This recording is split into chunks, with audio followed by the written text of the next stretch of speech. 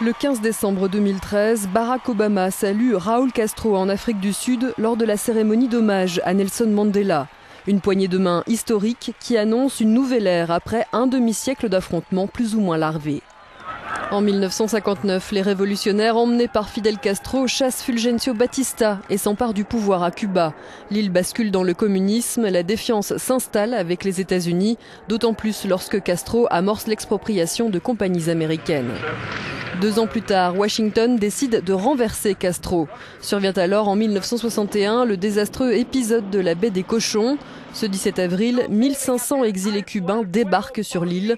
Une opération décidée par Eisenhower, validée par Kennedy et orchestrée par la CIA. Mais c'est un fiasco. Castro a eu vent de l'opération. Bilan, 118 morts, 1200 prisonniers.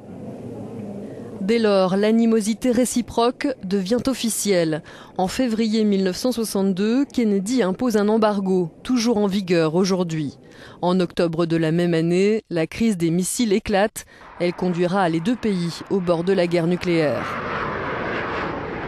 Les États-Unis découvrent l'existence de missiles soviétiques à Cuba. L'URSS accepte de les retirer seulement si Washington promet de ne pas attaquer Cuba, le tout sous très haute tension.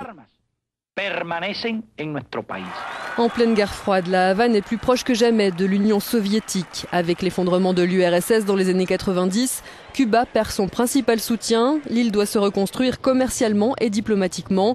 Mais la crise économique est profonde, le niveau de vie chute.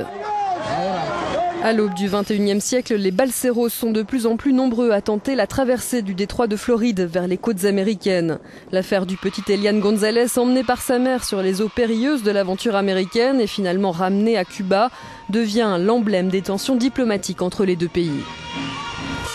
15 ans plus tard, le 17 décembre dernier, la Havane et Washington annoncent le rétablissement des relations diplomatiques entre leurs 2 pays après des mois de négociations secrètes.